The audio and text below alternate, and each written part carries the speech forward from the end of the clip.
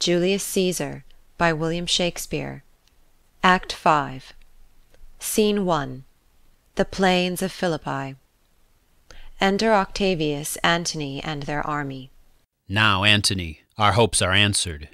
You said the enemy would not come down, but keep the hills and upper regions. It proves not so. Their battles are at hand. They mean to warn us at Philippi here, answering before we do demand of them. Tut! I am in their bosoms, and I know wherefore they do it. They could be content to visit other places, and come down with fearful bravery, thinking by this face to fasten in our thoughts that they have courage. But 'tis not so. Enter a messenger. Prepare you, generals. The enemy comes on in gallant show. Their bloody sign of battle is hung out, and something to be done immediately. Octavius, lead your battle softly on, upon the left hand of the even field. Upon the right hand I. Keep thou the left. Why do you cross me in this exigent? I do not cross you, but I will do so. March. Drum. Enter Brutus, Cassius, and their army, Lucilius, Tintinius, Messala, and others. They stand, and would have parley. Stand fast, Tintinius. We must out and talk. Mark Antony, shall we give sign of battle? No, Caesar, we will answer on their charge. Make forth. The generals would have some words. Stir not until the signal. Words before blows. Is it so, countrymen? Not that we love words better, as you do. Good words are better than bad strokes, Octavius. In your bad strokes, Brutus, you give good words. Witness the hole you made in Caesar's heart, crying, "Live long, hail Caesar!" Antony, the posture of your blows are yet unknown, but for your words they rob the hive-bees and leave them honeyless. Not stingless, too. Oh, yes, and soundless, too. For you have stolen their buzzing, Antony, and very wisely threat before you sting. Villains, you did not so, when your vile daggers hacked one another in the sides of Caesar. You showed your teeth like apes, and fawned like hounds, and bowed like bondmen, kissing Caesar's feet, whilst damned Casca, like a cur, behind struck Caesar on the neck. Oh, you flatterers! Flatterers! Now, Brutus, thank yourself. This tongue had not offended so today if Cassius might have ruled. Come the cause. If arguing made us sweat, the proof of it will turn to redder drops. Look, I draw a sword against conspirators. When think you that the sword goes up again? Never till Caesar's 33 wounds be well avenged, or till another Caesar have added slaughter to the sword of traitors. Caesar, thou canst not die by traitors' hands, unless thou bring'st them with thee. So I hope. I was not born to die on Brutus's sword. Oh, if thou wert the noblest of thy strain, young man, thou couldst not die more honourably. A peevish schoolboy worthless of such honour, joined with a masker and a reveller.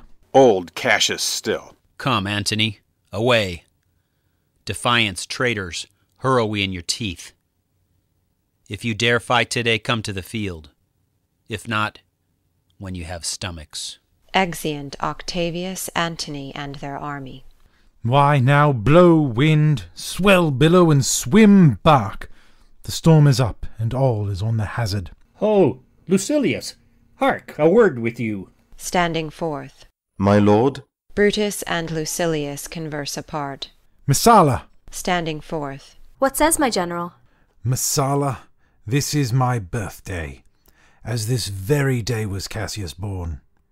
Give me thy hand, Messala. Be thou my witness that against my will, as Pompey was, am I compelled to set upon one battle all our liberties. You know that I held Epicurus strong, and his opinion, now I change my mind, and partly credit things that do presage. Coming from Sardis on our former ensign, two mighty eagles fell, and there they perched, gorging and feeding from our soldiers' hands. Who to Philippi here consorted us, this morning they are fled away and gone. And in their steads do ravens, crows, and kites fly o'er our heads and downward look on us, as we were sickly prey. Their shadows seem a canopy most fatal, under which our army lies, ready to give up the ghost. Believe not so. But I believe it partly, for I am fresh of spirit and resolved to meet all perils very constantly. Even so, Lucilius. Now, most noble Brutus, the gods today stand friendly, that we may, lovers in peace, lead on our days to age. But since the affairs of men rest still uncertain, let's reason with the worst that may befall. If we do lose this battle, then is this the very last time we shall speak together. What are you then determined to do? Even by the rule of that philosophy by which I did blame Cato for the death which he did give himself, I know not how, but I do find it cowardly and vile, for fear of what might fall, so to prevent the time of life, arming myself with patience, to stay the providence of some high powers that govern us below. Then if we lose this battle, you are contented to be led in triumph through the streets of Rome? No, Cassius, no. Think not, thou noble Roman, that ever Brutus will go bound to Rome. He bears too great a mind. But this same day must end that work the Ides of March begun, and whether we shall meet again I know not. Therefore our everlasting farewell take. For ever and for ever farewell, Cassius. If we do meet again, why, we shall smile. If not, why then, this parting was well made. Forever and forever farewell, Brutus. If we do meet again, we'll smile indeed. If not, 'tis true this parting was well made. Why then, lead on. Oh, that a man might know the end of this day's business ere it come. But it sufficeth that the day will end, and then the end is known. Come, ho, away! Exeunt. Scene 2.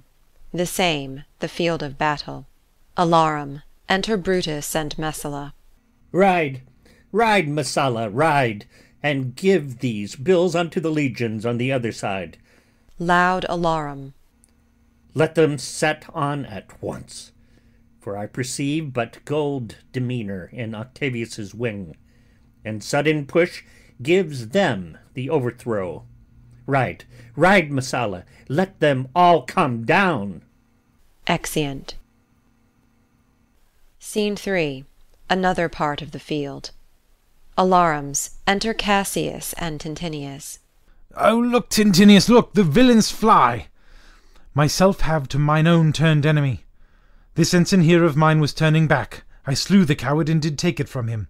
O Cassius, Brutus gave the word too early, who having some advantage in Octavius, took it too eagerly as soldiers fell to spoil, whilst we by Antony are all enclosed. Enter Pindarus. Fly further off, my lord, fly further off. Mark Antony is in your tents, my lord. Fly therefore, noble Cassius, fly far off. This hill is far enough. Look, look, Tintinius. Are those my tents where I perceive the fire? They are, my lord. Tintinius, if thou lovest me, mount thou my horse, and hide thy spurs in him, till he have brought thee up to yonder troops, and here again, that I may rest assured whether yon troops are friend or enemy. I will be here again, even with a thought. Exit. Go, Pindarus, get higher on that hill. My sight was ever thick. Regard Tintinius, and tell me what thou notest about the field. Pindarus ascends the hill. This day I breathed first. Time is come round, and where did I begin, there shall I end. My life has run his compass. Sirrah, what news? Above. Oh, my lord! What news? Above. Tintinius is enclosed round about with horsemen that make to him on the spur, yet he spurs on. Now they are almost on him. Now, Tintinius, now some light. Oh, he lights too. He is taken. Shout. Ah! And hark! They shout for joy. Come down, behold no more. Oh, coward that I am to live so long, to see my best friend taken before my face. Pindarus descends. Come hither, sirrah. In Parthia did I take thee prisoner. And then I swore thee, saving of thy life, that whatsoever I did bid thee do, thou shouldst attempt it. Come now, keep thine oath. Now be a free man, and with this good sword that ran through Caesar's bowels, search this bosom. Stand not to answer. Here, take thou the hilts. And when my face is covered as 'tis now, guide thou the sword. Pindarus stabs him. Caesar, thou art revenged, even with the sword that killed thee. Dies. So I am free, yet would not so have been, durst I have done my will. O Cassius, far from this country Pindarus shall run, where never Roman shall take note of him. Exit. Re-enter Tintinius with Messala. It is but change, Titinius, for Octavius is overthrown by noble Brutus' power, as Cassius' legions are by Antony. These tidings will well comfort Cassius. Where did you leave him? All disconsolate, with Pindarus his bondman, on this hill. Is not that he that lies upon the ground? He lies not like the living. Oh, my heart. Is not that he? No, this was he, Messala. But Cassius is no more. O setting sun, as in thy red rays thou dost sink to-night, so in his red blood Cassius' day is set. The sun of Rome is set. Our day is gone. Clouds, dews, and dangers come. Our deeds are done. Mistrust of my success hath done this deed. Mistrust of good success hath done this deed. O hateful error, melancholy's child, why dost thou show to the apt thoughts of men the things that are not? O error soon conceived, thou never comest unto a happy birth, but kills the mother that engendered thee. What? Pindarus! Where art thou, Pindarus? Seek him, Titinius, whilst I go to meet the noble Brutus, thrusting this report into his ears. I may say thrusting it, for piercing steel and darts envenomed shall be as welcome to the ears of Brutus as tidings of this sight. Hie you, Messala, and I will seek for Pindarus the while. Exit Messala. Why didst thou send me forth, brave Cassius? Did I not meet thy friends? And did not they put on my brows this wreath of victory, and bid me give it thee? Didst thou not hear their shouts? Alas, thou hast misconstrued everything. But hold thee, take this garland on thy brow. Thy Brutus bid me give it thee, and I will do his bidding. Brutus, come apace, and see how I regarded Caius Cassius. By your leave, gods, this is a Roman's part. Come, Cassius' sword, and find Titinius's heart. Kills himself. Alarum. Re-enter Messala with Brutus, Cato, Strato, Volumnius, and Lucilius. Where, Messala, does his body lie? Lo, yonder, and Titinius mourning it. Tintinius's face is upward. He is slain. Oh, Julius Caesar, thou art mighty yet. Thy spirit walks abroad, and turns our swords in our own proper entrails. Low alarums. Brave Tintinius, look whether he have not crowned that Cassius. Are yet 2 Romans living such as these? The last of all the Romans, fare thee well. It is impossible that ever Rome should breed thy fellow. Friends, I owe more tears to this dead man than you shall see me pay. I shall find time, Cassius. I shall find time. Come, therefore, and to Thasos send his body. His funeral shall not be in our camp, lest it discomfort us. Lucilius, come, and come, young Cato, let us to the field. Labeo and Flavius, set our battles on. 'Tis 3 o'clock, and Romans, yet ere night we shall try fortune in a second fight. Exeunt. Scene 4. Another part of the field. Alarum. Enter fighting soldiers of both armies, then Brutus, Cato, Lucilius, and others. Yet, countrymen, oh, yet hold up your heads. What bastard does not? Who will go with me? I will proclaim my name about the field. I am the son of Marcus Cato, ho! A foe to tyrants and my country's friend. I am the son of Marcus Cato, ho! And I am Brutus. Marcus Brutus, I. Brutus, my country's friend. Know me for Brutus. Exit. O young and noble Cato, art thou down?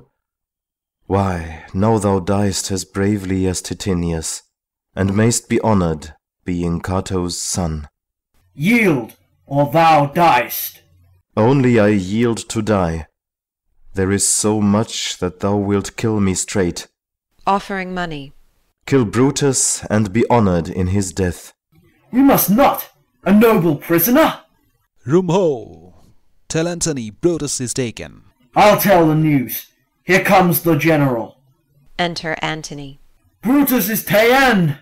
Brutus is ta'en, my lord. Where is he? Safe, Antony. Brutus is safe enough. I dare assure thee that no enemy shall ever take alive the noble Brutus. The gods defend him from so great a shame. When you do find him, or alive or dead, he will be found like Brutus, like himself. This is not Brutus, friend, but I assure you a prize no less in worth. Keep this man safe. Give him all kindness. I had rather have such men my friends than enemies. Go on, and see whether Brutus be alive or dead, and bring us word unto Octavius's tent, how everything is chanced. Exeunt. Scene 5. Another part of the field. Enter Brutus, Dardanius, Clitus, Strato, and Volumnius. Come, poor remains of friends, rest on this rock. Statilius showed the torchlight, but my lord, he came not back. He is or ta'en or slain. Sit thee down, Clitus. Slain is the word. It is a deed in fashion. Hark thee, Clitus. Whispers. Clitus. What, I, my lord? No, not for all the world. Peace, then, no words. I'll rather kill myself. Hark thee, Dardanius. Whispers. Shall I do such a deed? O Dardanius! O Clitus! What ill request did Brutus make to thee? To kill him, Clitus. Look, he meditates. Now is that noble vessel full of grief, that it runs over even at his eyes. Come hither, good Volumnius. List a word. What says my lord? Why, this, Volumnius. The ghost of Caesar hath appeared to me 2 several times by night. At Sardis once, and this last night here in Philippi fields. I know my hour is come. Not so, my lord. Nay, I am sure it is, Volumnius. Thou seest the world, Volumnius, how it goes. Our enemies have beat us to the pit. Low alarums. It is more worthy to leap in ourselves than tarry till they push us. Good Volumnius, thou knowst that we two went to school together. Even for that our love of old, I prithee, hold thou my sword hilts, whilst I run on it. That's not an office for a friend, my lord. Alarum still. Fly, fly, my lord! There is no tarrying here. Farewell to you, and you, Volumnius. Strato, thou hast been all this while asleep. Farewell to thee too, Strato.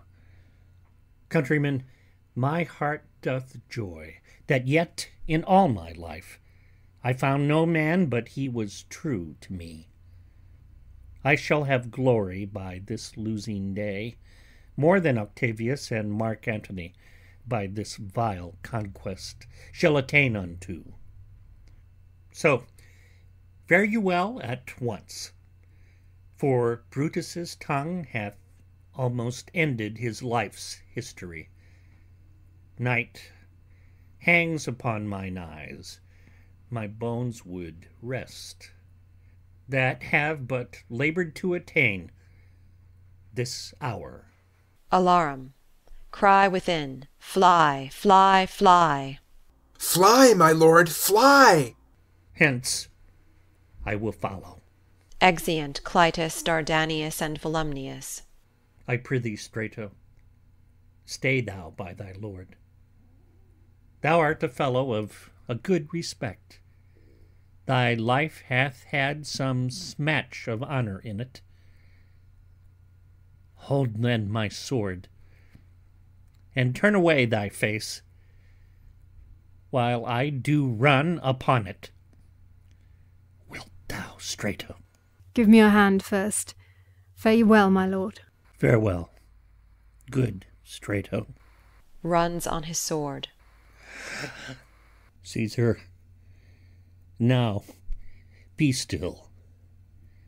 I killed not thee with half so good a will. Dies. Alarum. Retreat. Enter Octavius, Antony, Messala, Lucilius, and the army. What man is that? My master's man. Strato, where is thy master? Free from the bondage you are in, Messala. The conquerors can but make a fire of him, for Brutus only overcame himself, and no man else hath honour by his death. So Brutus should be found. I thank thee, Brutus, that thou hast proved Lucilius' saying true.